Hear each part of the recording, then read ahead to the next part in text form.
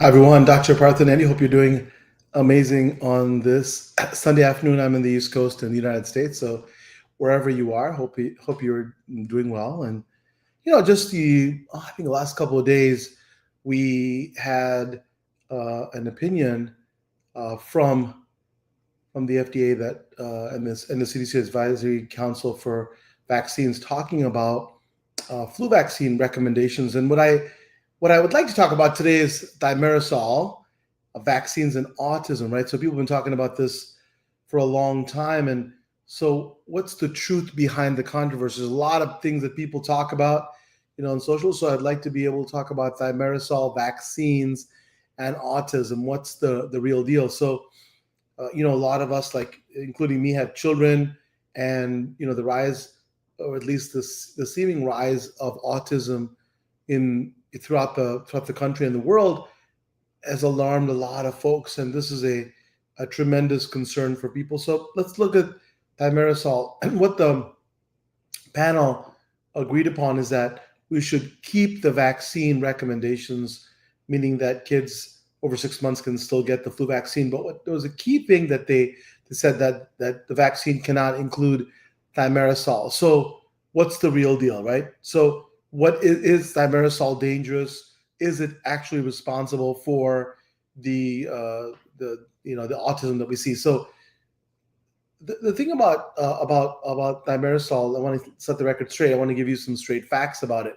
So this is the controversial mercury-based preservatives in some vaccines. We'll talk about the real science, the timeline, what the CDC and the FDA did, and whether vaccine skeptics, there are a lot of vaccine skeptics, right?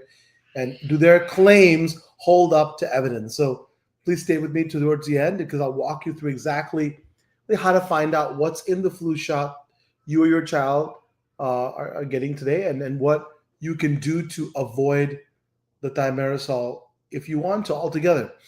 So let's get right to the truth. Thimerosal, what is it, right? It's a preservative. It's a preservative that's been used in multi-dose vaccine vials since the 1930s, so a long time.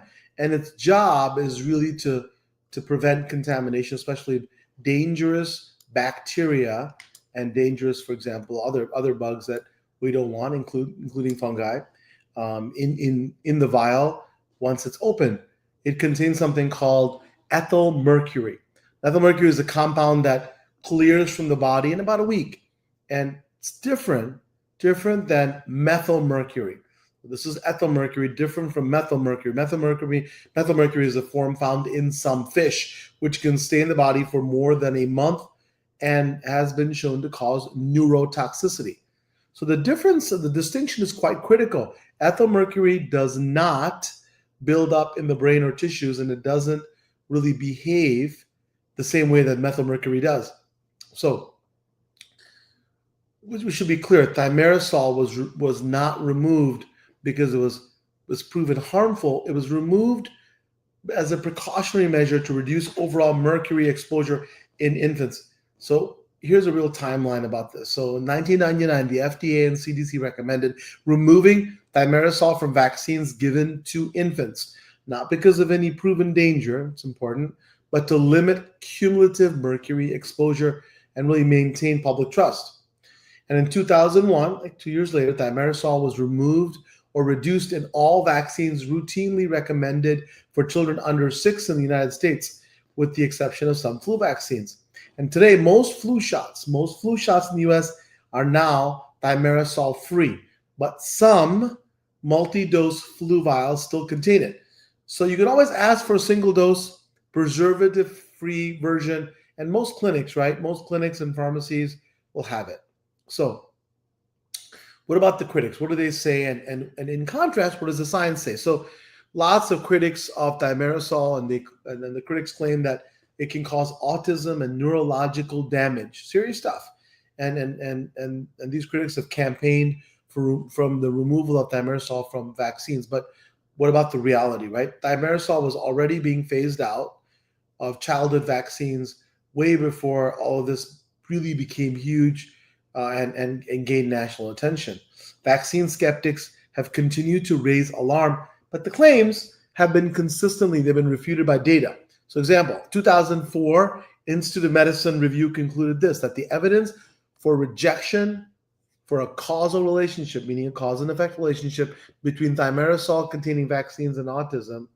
So, the evidence favors rejection of a cause. So there's really no cause and effect between thimerosal containing vaccines and autism. A 2014 meta-analysis published in Vaccine reviewed studies and data from 1.2 million kids and found that there was no association between vaccine and autism or autism spectrum disorders, and studies that published in pediatrics, right, for journal involving healthcare for kids in 2003 and 2010 looked at thousands of kids and found no increased risk of neurodevelopmental disorders from thimerosal exposure. That includes autism. In fact, autism rates have continued to rise after thimerosal was removed from vaccines in 2001. It makes sense, right? If it was the cause, then we would have seen a decline, and we really didn't.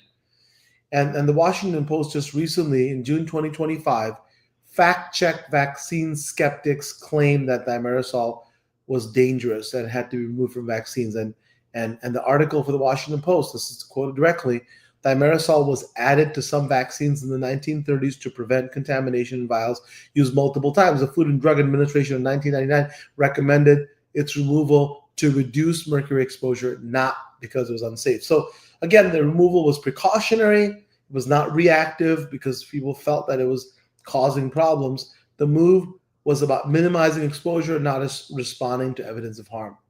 Let's actually go a little deeper, right? Let's talk about ethyl mercury versus methyl mercury.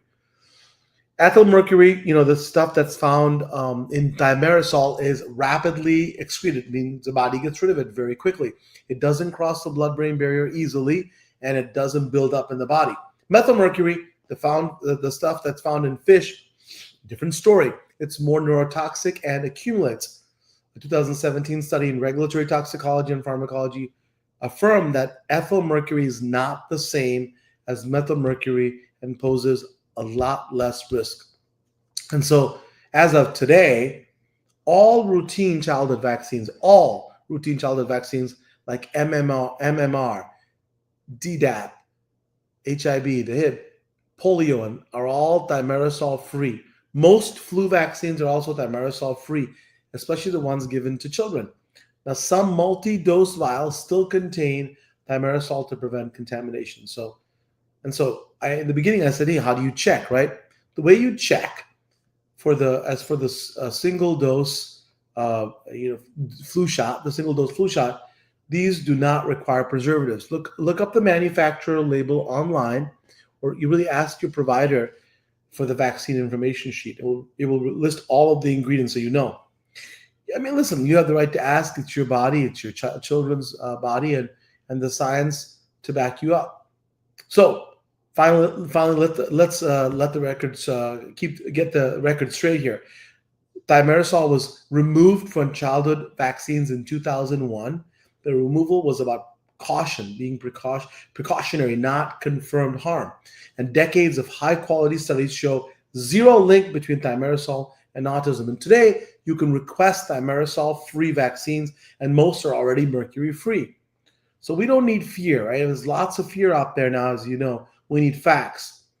If this kind of clear science-based explanation really helps you, I think that please like and share this video. I think the facts speak for themselves, and if you like this kind of science-based explanation, please like and share this video with people you think would benefit from it. And if you want to understand how the immune system, gut health, and brain health are all connected, please check out my new book. It's a New York Times best-selling book, Heal Your Gut, Save Your Brain. I'm Dr. Partha Nandi. Please stay informed, stay empowered, and I'll see you very shortly.